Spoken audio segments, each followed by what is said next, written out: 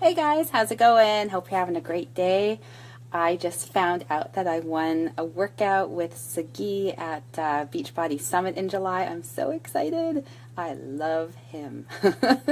So he does the Body Beats program that I was doing before I started doing my new program with my coach.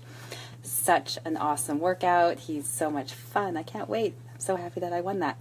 So good day for me. And I'm awake. I'm not sleeping. Actually, I had a client at 3, so that's why I'm awake. Otherwise, I probably would be sleeping right now because I am dead tired. Stupid cold or flu or whatever, strep throat, it just totally took my energy away, and it hasn't quite come back all the way yet. I get these little bursts, these kind of bursts that last for a very short period of time. Hey Ryan, how's it going? So today's topic, which was supposed to be yesterday's topic, is about limiting yourself. So something that really frustrates me is when somebody says that they want to change, they want these changes in their life, especially when it comes to their health and fitness, and I tell them how they can do it, and then they don't do it. And they really want to lose weight, or they really want to do something that requires their fitness to be better. And I tell them how to do it, but they still don't do it. And it's like, you want this, you can have success if you just do what I'm telling you to do. And it's not something that happens rarely, it's something that happens a lot. So I just kind of thought, well, there must be something to this. Like there must be some kind of like human psychology thing. So I thought I'd look into that and see what that's all about, and found some stuff on Google. So I thought I'd share that with you. And as it turns out, a lot of us do have a lot of self-limiting behaviors that we're probably not even aware of. That's just stopping us from being what we want to be and having the success that we want and being happy. And, when things are behaviors that you've been practicing for a long time, you're usually not aware of it until somebody points it out to you, and then you're like, wow, oh my God. And then once you know what it is, then you can start working on that and start moving forward and getting to a place where you want to be. I know some people that are really miserable in their life right now, and they don't have to be. They can change that for themselves. So I just thought I'd talk about what some of those behaviors are, and maybe you might recognize some of them in yourself. I know I went through a lot of these when I was feeling like I was stuck and I was in a bad place, and it was because I was limiting myself, and it was these behaviors that I had that were just so ingrained in me that I just did them automatically, not realizing how much I was holding myself back. So let's talk about that. So self-limiting behavior number 1 is believing that you can't change. And some people truly believe that they really can't change. They figure that what they do now and everything that they're doing in their life right now cannot be changed. So they want these changes, but they actually believe that they're not capable of it. And the thing is that they are. They just have to be open to doing the work. So if you truly believe that you can't change, then why would you do the work? Why would you step into something that feels uncomfortable if you truly believe that you are not capable of change? So you have to change that way of thinking, okay? So that's a change. So what you need to do is to stop listening to your brain. And this is something kind of interesting that I've learned recently from one of my books that I've been listening to. And what the author said is that our brains will actually start to talk ourselves out of doing something within 5 seconds. So if you think it's something you want to do, if you hesitate for just 5 seconds, your brain's going to start firing out all these reasons why you shouldn't be doing it. So your brain's going to talk you out of it, try to keep you in that comfortable place that you're in right now, even though it's not ideal.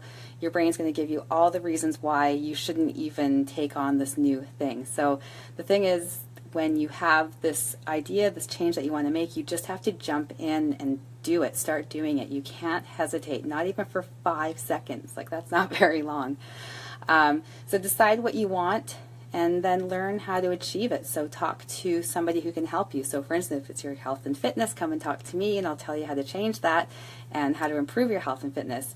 If it's business related, talk to somebody who's, knows about running a business. There's, people can teach you how to do pretty much anything, or you can Google it and learn how to do pretty much anything you want to do. So it just it just like change, all it requires is that you take that first step. You take that first step towards achieving what you want to achieve. And whether that's, you know, researching information on how to do that, that's your first step, or talking to somebody, that's your first step. You just take that first step and then you do what you need to do. There will be action steps that you can take when you talk to somebody or you learn it, and you do those steps. That's all there is to it. You just have to do it. And yeah, it's going to be uncomfortable and scary at times, but it's totally worth it to get what you want, right? So you just have to do it. You just have to force yourself to do things that don't feel comfortable at first, and the payoff is amazing. So, you know, we're all capable of change. We really are. You can't blame your age. You can't blame anything. You're capable of making changes if you really want to make those changes. Hey, Stephen, how's it going? So the next one, self-limiting behavior number 2, is doubting your intuition. So this is another thing that I've been kind of looking into a little bit more, is your intuition, your inner wisdom, you know, that gut feeling that you get. When you get that gut feeling, don't dismiss it. Like, how many times have you looked back at something that you didn't do and thought, oh, I should have done that. Why didn't I listen to my gut feeling? If you are able to listen to your intuition, it will guide you to great things, but you have to let it. You can't just, you know, question it and turn it off. You have to learn how to listen to it and then take action steps when you get that gut feeling. So, you know, stop questioning yourself so much. When you just get that feeling, you know it just feels right, that's when it's time to make your move. So the next time you get that gut feeling about something, rather than giving your mind that 5 seconds to talk you out of it, just take action on it right away. Just go. Take the steps you need to take to get things going. And it could be, you know, really small steps. It doesn't matter. Whatever it is, it's going to start the momentum, which will lead to the larger steps, which will lead to getting what you want and being happy. So self-limiting behavior number 3 is expecting easy success. So if you're expecting an easy ride, well, chances are that's not going to happen, and you should be ready for that not to happen. So things that you really want in life, good chance that they're not something that's going to come easy. It's going to take time, and it's going to take a lot of dedication. So if you give up just because you don't see success right away and didn't come easy, then you'll never get to your end result, which you want. And, you know, health and fitness, that's a great example, because a lot of people, they'll be like, oh, I've been, you know, working out for a month now and I haven't lost 50 pounds yet. You know, like that's a huge exaggeration, but a lot of people, you know, they won't see the big number change on the scale, and they'll get frustrated and they'll just give up, which, you know, if you really think about it, that's like kind of a stupid thing to do, because there's no way you're going to ever achieve your goal if you just give up. You just say, oh, it's not working, I'm going to stop. You just say, okay, it's coming a little more slowly and it's a little harder work than I realized, but it's still going to happen if I keep going on this path. So you just keep working. It's not going to come easy, and that's okay. That it shouldn't come easy. You should have those challenges in your life. So decide what you want and just get ready to work your ass off for it, right? It's important to you, so why wouldn't you work your ass off for it? I've been working at my studio now, coming into my 5th year in September, and let me tell you, it's a lot of work, and I don't care. This is what I want, so I'm going to put in that effort. If I'd given up just because I didn't see success within the first month, I wouldn't be here right now. I wouldn't be, you know, in this place where my business is running well, and I'm so happy, so thrilled, so fulfilled. If I'd given up in those early days, and those early days were tough. The first few years were tough, you know, so you got to stick it out. So have a talk to yourself and tell yourself, okay, this is going to be hard work, and there is nothing wrong with that. That is perfectly okay. There's nothing wrong with hard work. There's nothing wrong with being uncomfortable. You know, if it's leading to what you want, then just do it. Just get through it. It's not going to come easy, and that's okay. Self-limiting behavior number 4, that's the last one I'm going to talk about, is playing the victim. So I don't know if you know people who do this. I know I've known people in the past who really do play the victim. They blame their circumstances, whether it's past or present, for their inability to be successful. So there's always something that they have to blame for them not being successful. And really, this is just your brain giving you an excuse to stay in your comfort zone. Even though it's not an ideal place to be, it's still comfortable. It's familiar, it's comfortable.